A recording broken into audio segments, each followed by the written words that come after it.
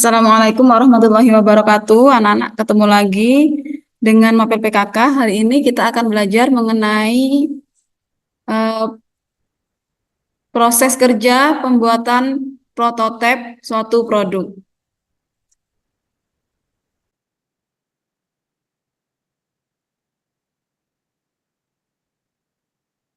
Yang pertama, prototipe. Apa sih prototipe itu? Prototipe merupakan penafsiran produk yang dapat diklasifikasikan melalui dua dimensi, yaitu dimensi yang pertama adalah tingkat di mana sebuah prototipe merupakan bentuk fisik.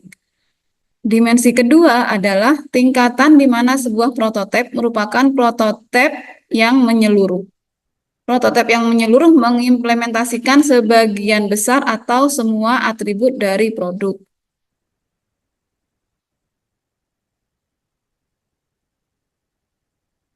Tahapan-tahapan pembuatan prototipe produk. Yang pertama, pendefinisian produk. Yang kedua, working model. Yang ketiga, prototipe rekayasa atau engineering prototype. Yang keempat, prototipe produksi atau production prototype. Dan yang kelima, qualified production item.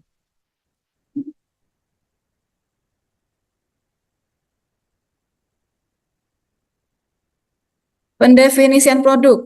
Pendefinisian produk merupakan penerjemahan konsep teknikal yang berhubungan dengan kebutuhan dan perilaku konsumen ke dalam bentuk perancangan termasuk aspek hukum produk dan aspek hukum yang melibatkan keamanan dan perlindungan terhadap konsumen.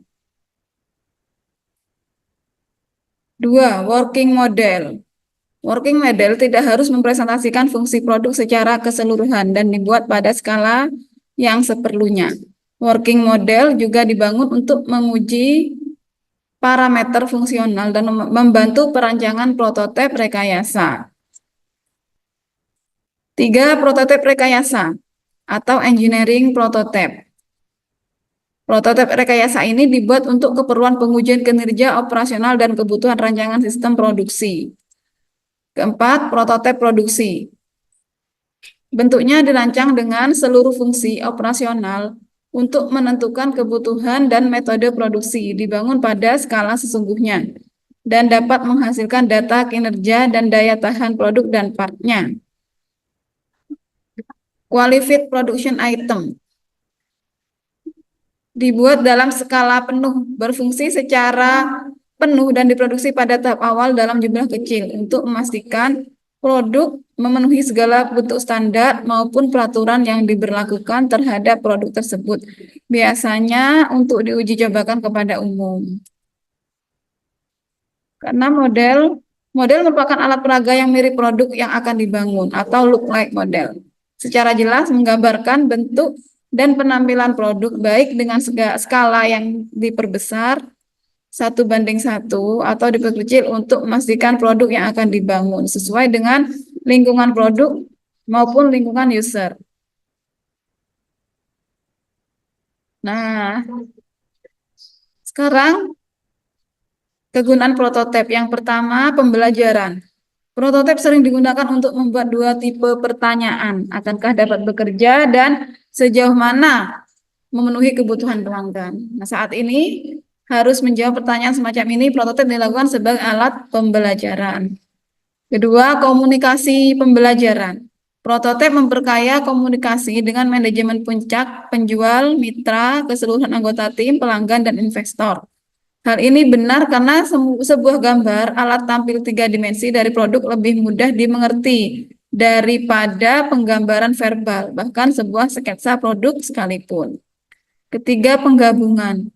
Prototipe digunakan untuk memastikan bahwa komponen dari produk bekerja bersamaan seperti yang diharapkan. Prototipe fisik menyeluruh paling efektif sebagai alat penggabungan dalam proyek pengembangan produk. Karena prototipe ini membutuhkan perakitan dan keterhubungan fisik dari seluruh bagian dan sub-assembly yang membentuk sebuah produk. Keempat, milestone. Dalam tahap pengembangan produk berikutnya, prototipe digunakan untuk mendemonstrasikan bahwa produk yang telah mencapai tingkat kegunaan yang diinginkan. Prototipe milestone menyediakan hasil nyata, memperlihatkan kemajuan dan disiapkan untuk menjalankan jadwal.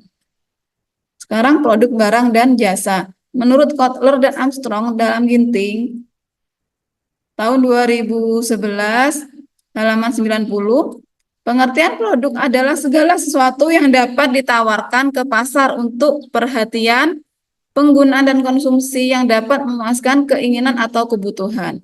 Produk dalam arti yang luas mencakup komponen fisik, jasa, orang, organisasi, gagasan, atau gabungan dari semuanya. Kelebihan dan kekurangan produk dan jasa. Kelebihan dari produk. 1. Menghasilkan produk dalam bentuk fisik. 2. Memiliki alur proses produksi yang jelas. Kekurangan dari sebuah produk. 1. Membutuhkan tempat untuk memajang hasil produk. 2. Membutuhkan tempat untuk menyimpan barang berupa gudang. Yang ketiga, membutuhkan tempat untuk penyimpanan barang berupa gudang. Dan keempat, membutuhkan banyak karyawan sehingga menambah beban pengeluaran untuk komponen gaji. Kelebihan dari jasa, tidak membutuhkan tempat untuk memajang hasil produk, tidak membutuhkan tempat untuk penyimpanan barang berupa gudang, tidak membutuhkan banyak karyawan sehingga menghemat pengeluaran untuk komponen gaji. Kekurangan dari jasa adalah yang pertama, tidak menyediakan produk dalam bentuk fisik. Jasa yang ditawarkan bisa berbeda-beda antar konsumen, membutuhkan promosi berupa testimoni konsumen sebanyak-banyaknya. Nah, sekarang pemetaan keberagaman produk dan jasa. Salah satu peluang pasar dapat dilihat dengan cara mengamati konsumen. Fokus pengamatannya meliputi barang dan jasa apa yang paling dibutuhkan konsumen, berapa banyak yang mereka butuhkan, kualitas yang mana yang paling tepat, berapa banyaknya. Faktor-faktor yang mempengaruhi desain produk. Fungsi produk, standar dan spesifikasi desain, tanggung jawab produk, harga dan volume, prototipe,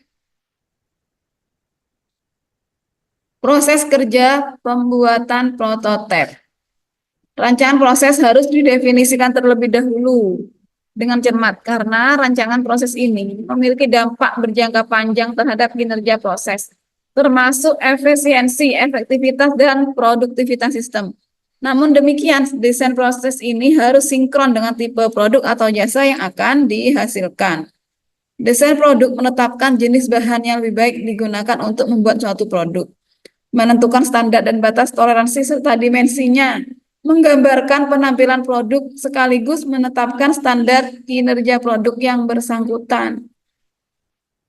Desain jasa menetapkan bentuk penampilan fisik, gaya, manfaat, kenikmatan, dan manfaat psikologis yang akan diterima oleh pelanggan yang memakai jasa yang bersangkutan dengan keadaan dan sifat seperti yang dikemukakan di atas. Suatu desain akan memiliki pengaruh yang sangat besar terhadap mutu suatu produk atau jasa. Agar suatu proses desain efektif dapat dilakukan hal-hal sebagai berikut. Selaraskan karakteristik produk atau jasa dengan persyaratan kebutuhan pelanggan. Penuhi persyaratan kebutuhan pelanggan secara paling sederhana dan murah. Kurangi waktu yang diperlukan untuk mendesain suatu produk atau jasa baru. Perkecil revisi yang diperlukan untuk membuat suatu desain yang dapat dikerjakan. Russell dan Taylor tahun 2000.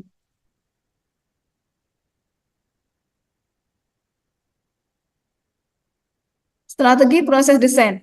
Dilihat dari sudut strategis, desain mendefinisikan pelanggan, sasaran perusahaan, dan juga perusahaan pesaingnya.